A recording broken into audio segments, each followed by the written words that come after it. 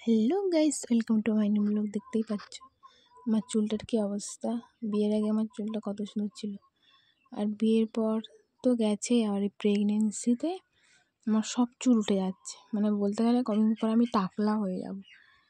আজকে শ্যাম্পু করেছি, তারা বিকেলবেলা আর ছানার সময় পাইনি, শুকনো হতে চায় না চুল। তাই রাত্রেবেলা ভাবলাম ছেড়ে নিলে সকালবেলা আর ছাড়াতেই পারবো না। সবাই ঘুমিয়ে পড়েছে, আমি এখন রাত্রেবেলা ঘুম বাড়তে মাথা ছানছি।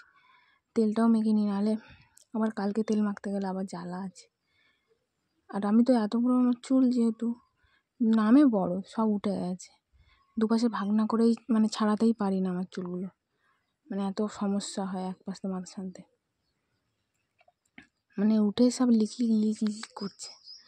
আর আমার বাবু পেটে আছে না, ওই জন্য আরও বেশি চুল উঠছে। আর সবথেকে বড়ো কথা, রাত্রেবেলা তেল মেখে চুল বেরিয়ে করে শুলে চুলের আগা ফাটে না, আগা ভালো থাকে। আমার কোনো দিন আগা ফাটেনি চুলের, কিন্তু ওই চুল সব উঠে চলে যায়, 12টা বেজে যাচ্ছে আমার। আর রাতে মাথা ছানার মজাটাই আলাদা, কেউ দেখছে না, কোনো ব্যাপার না।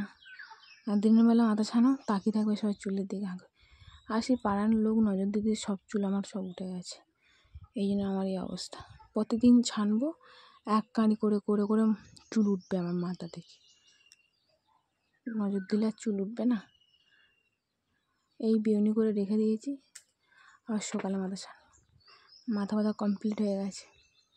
আর সবাই দেখো কত চুল উঠেছে, দেখো। আর তো চিকচিকেই রেখে দিয়েছি, কদিন আগে বিক্রি করেছি 4,000 টাকার চুল।